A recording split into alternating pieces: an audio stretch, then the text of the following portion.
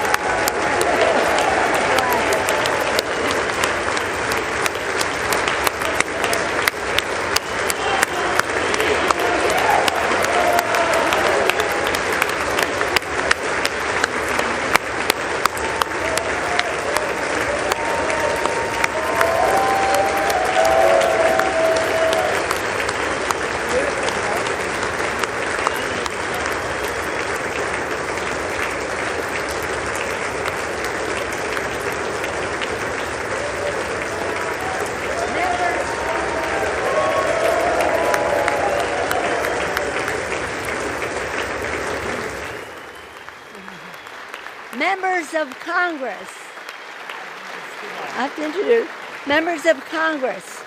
I have the high privilege and the distinct honor of presenting to you His Excellency Volodymyr Zelensky, President of the Ukraine.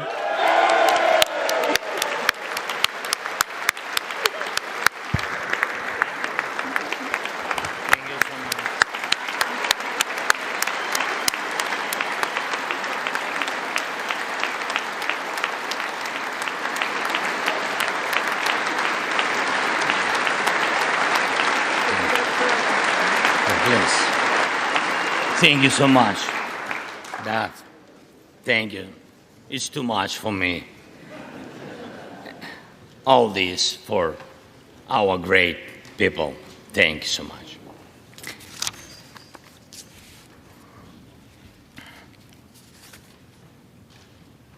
Dear Americans, in all states, cities, and communities, all those who value freedom and justice, who cherish it as strongly as we Ukrainians, in all our cities, in each and every family, I hope my words of respect and gratitude resonate in each American heart.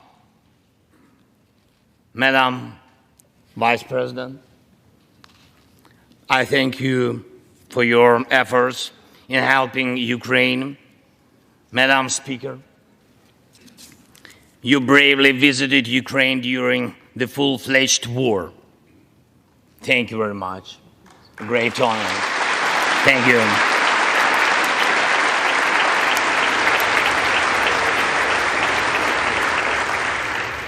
Great privilege to be here. Dear members of the Congress, representatives of both parties, who also visited Kiev, esteemed congressmen and senators from both parties who will visit Ukraine, I'm sure, in the future. Dear representatives of diaspora,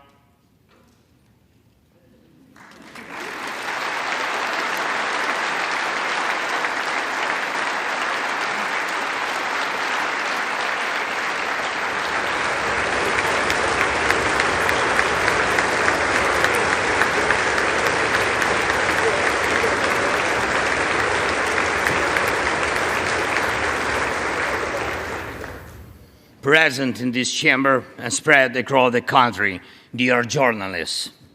It's a great honor for me to be at the U.S. Congress and speak to you and all Americans.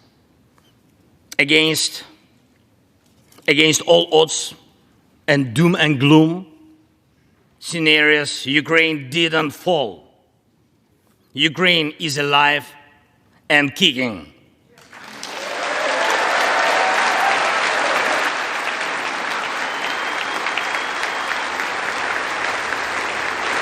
Thank you.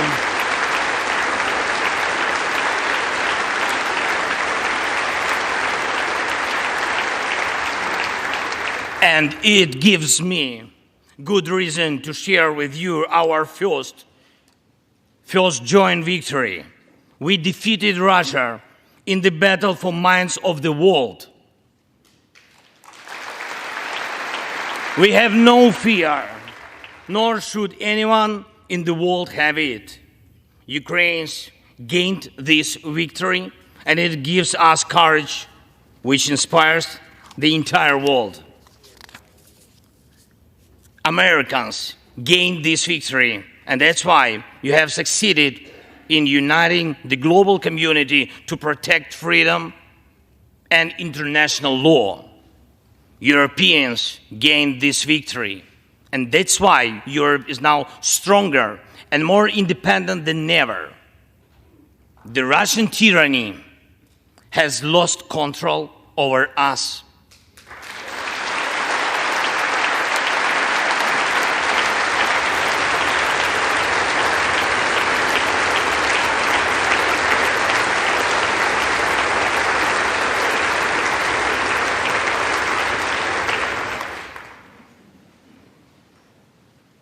And it will never influence our minds again. Yet, we have to do whatever it takes to ensure that countries of the global south also gain such victory. I know one more, I think, very important thing.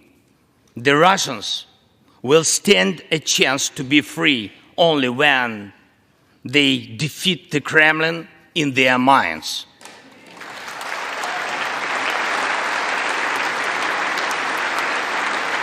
Yet, the battle continues, and we have to defeat the Kremlin on the battlefield. Yes, this battle is not only for the territory, for this or another part of Europe. The battle is not only for life, freedom, and security of Ukrainians or any other nation which Russia attempts to conquer.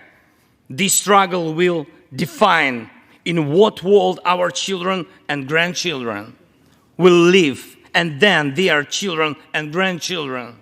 It will define whether it will be a democracy of Ukrainians and for Americans for all. This battle cannot be frozen or postponed. It cannot be ignored, hoping that the ocean or something else will provide a protection. From the United States to China, from Europe to Latin America, and from Africa to Australia, the world is too interconnected and interdependent to allow someone to stay aside and at the same time to feel safe when such a battle continues. Our two nations are allies in this battle. And next year will be a turning point. I know it, the point when Ukrainian courage and American resolve must guarantee the future of our common freedom, the freedom of people who stand for their values.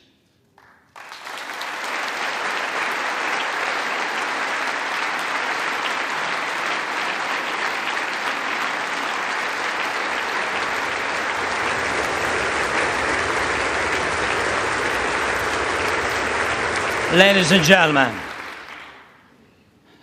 gentlemen, Americans, yesterday before coming here to Washington, D.C., I was at the front line in our Bakhmut, in our stronghold in the east of Ukraine, in the Donbass. The Russian military and mercenaries have been attacking Bakhmut non-stop since May. They have been attacking it day and night, but Bakhmut stands.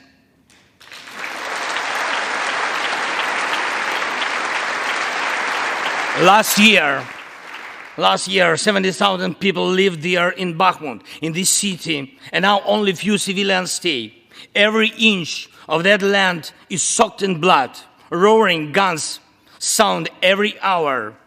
Trenches in the Donbas change hands several times a day in fierce combat and even hand fighting. But the Ukrainian Donbas stands.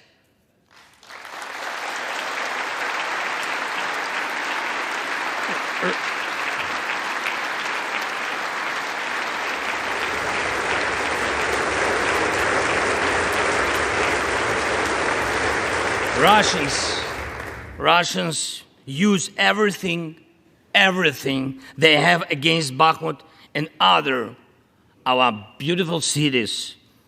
The occupiers have a significant advantage in artillery. They have an advantage in ammunition. They have much more missiles and planes than we ever had. And it's true, but our defense forces stand.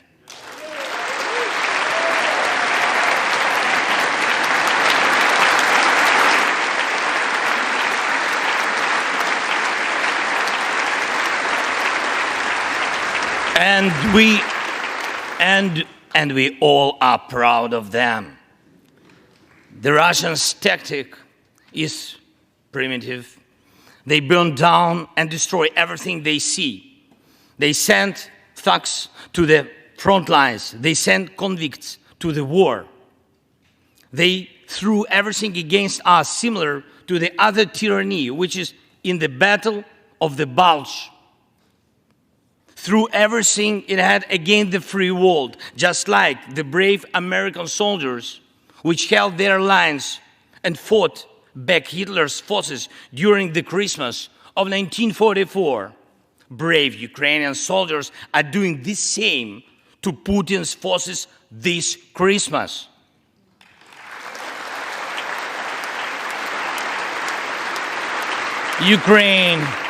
Ukraine holds its lines and will never surrender.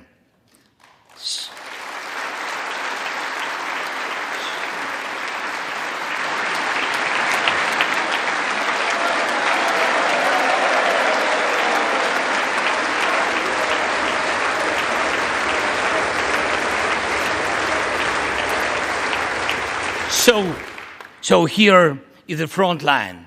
The tyranny which has no lack of cruelty against the lives of free people. And your support is crucial, not just to stand in such fight, but to get to the turning point to win on the battlefield. We have artillery. Yes. Thank you. We have it. Is it enough? Honestly, not really. To ensure Bakhmut is not just a stronghold that holds back the Russian army, but for the Russian army to completely pull out, more cannons and shells are needed. If so, just like the Battle of Saratoga, the fight for Bakhmut will change the trajectory of our war for independence and for freedom. If your patriots stop the Russian terror against our cities, it will let Ukrainian patriots work to the full to defend our freedom. When Russia cannot reach our cities, but its artillery, it tries to destroy them with missile attacks. More than that, Russia found an ally in this genocidal policy, Iran. Iranian deadly drones sent to Russia in hundreds became a threat to our critical infrastructure. That is how one terrorist has found the other. It is just a matter of time when they will strike against your other allies. If we do not stop them now, we must do it.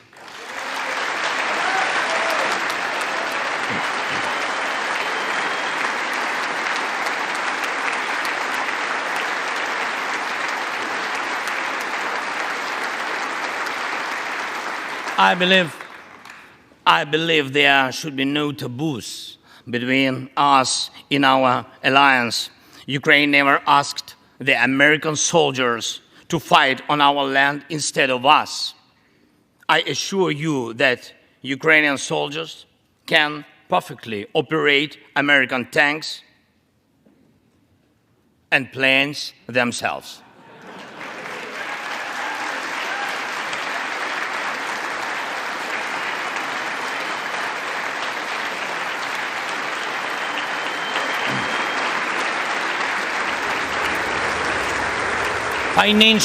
Financial assistance is also critically important, and I would like to thank you very much. Thank you for both financial packages you have already provided us with and the ones you may be willing to decide on. Your money is not charity. It's an investment in the global security and democracy that we handle in the most responsible way.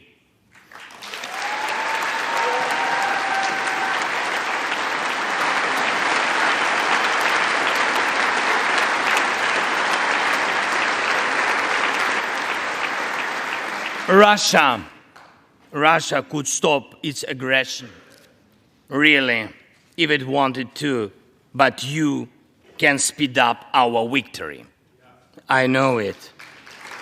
And it will prove to any potential aggressor that no one can succeed in breaking national borders, no one committing atrocities and reigning over people against their will. It would be naive to wait for steps towards peace from Russia, which enjoys being a terrorist state. Russians are still poisoned by the Kremlin. The restoration of international legal order is our joint task. We need peace. Yes, Ukraine has already offered proposals, which I just discussed with President Biden, our peace formula, 10 points which should and must be implemented for our joint security, guaranteed for decades ahead. And the summit which can be held, I'm glad to stress that President Biden supported our peace initiative today. Each of you, ladies and gentlemen, can assist in the implementation to ensure that America's leadership remains solid, bicameral, and bipartisan. Thank you.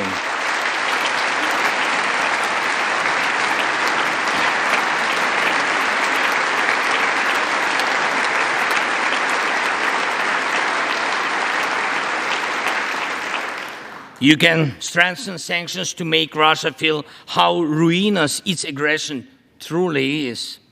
It is in your power, really, to help us bring to justice everyone who started this unprovoked and criminal war. Let's do it. Let terrorists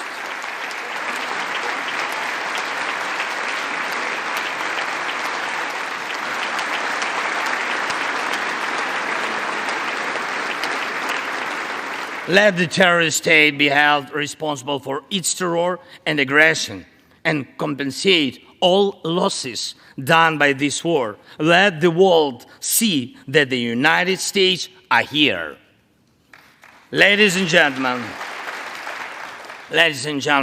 Americans, in 2 days, we will celebrate Christmas. Maybe candlelit. Not because it's more romantic, no, but because there will be no electricity. Millions won't have neither heating nor running water. All of these will be the result of Russian missile and drone attacks on our energy infrastructure. But we do not complain. We do not judge and compare whose life is easier. Your well-being is the product of your national security, the result of your struggle for independence and your many victories. We, Ukrainians, will also go through our war of independence and freedom with dignity and success.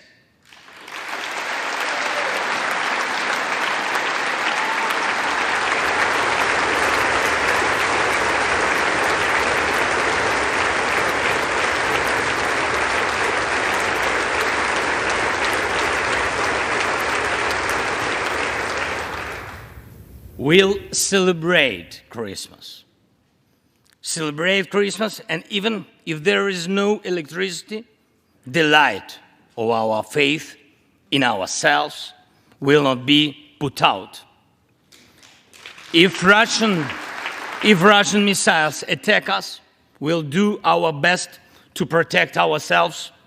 If they attack us with Iranian drones and our people will have to go to bomb shelters on Christmas Eve, Ukrainians will still sit down at the holiday table and cheer up each other.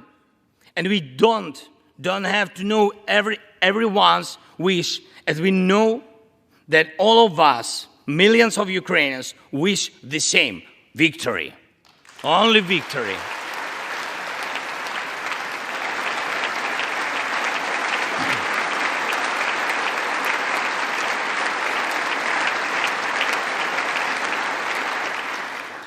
We already built strong Ukraine with strong people, strong army, strong institutions together with you. We developed strong security guarantees for our country and for entire Europe and the world together with you. And also together with you, we'll put in place everyone who will defy freedom.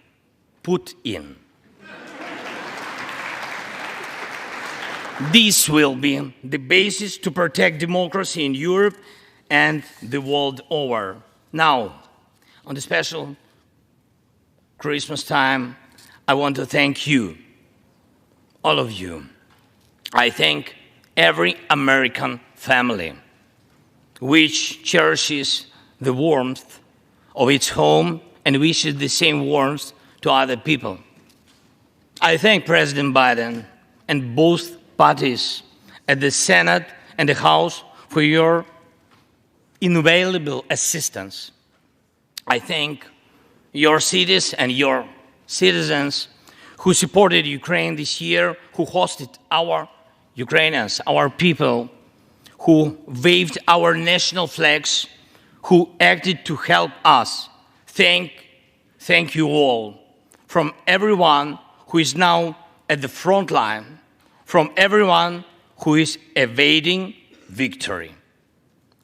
Standing here today, I recall the words of the President Franklin Delano Roosevelt, which are, I think, so good for this moment. The American people, in their righteous might, will win through to absolute victory. The Ukrainian people will win too, absolutely.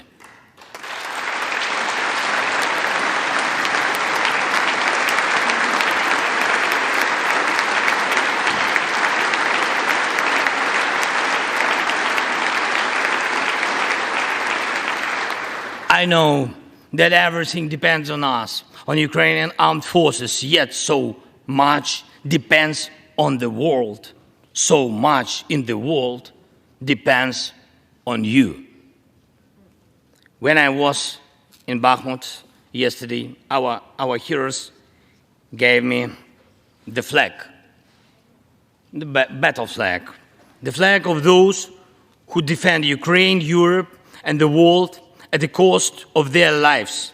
They asked me to bring this flag to you, to the U.S. Congress, to members of the House of Representatives and senators whose decisions can save millions of people. So let these decisions be taken. Let this flag stay with you, ladies and gentlemen. This flag is a symbol of our victory. In this war, we stand, we fight, and we will win because we are united. Ukraine, America, and the entire free world.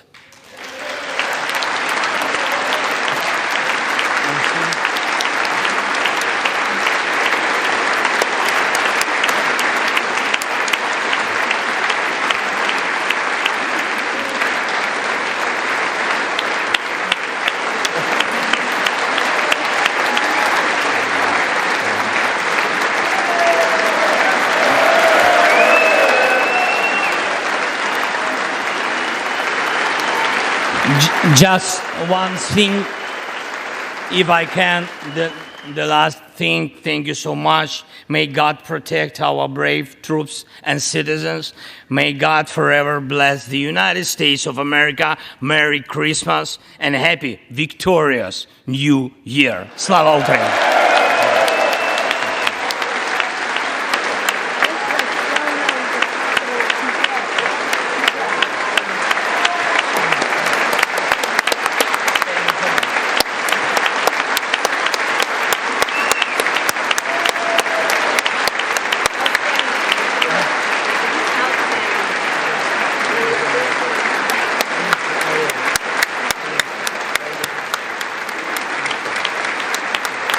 Thank you so much.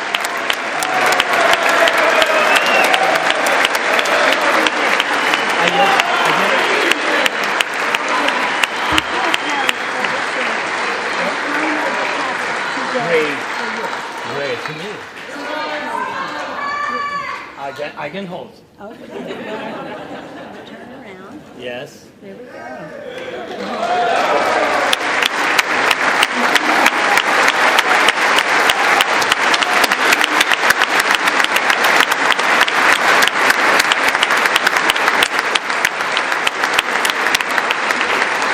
This flag was flown over the Capitol today in honor of the President's visit. Thank you so much. I will take it. I can do it. All the best.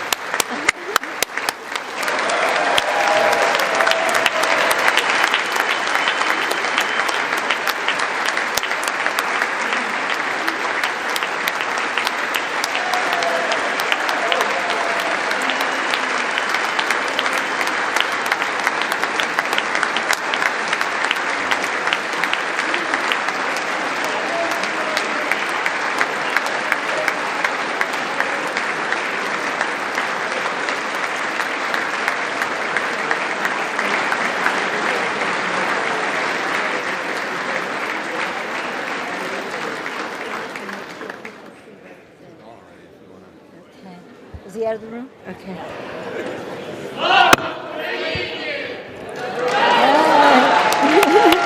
The purpose of the joint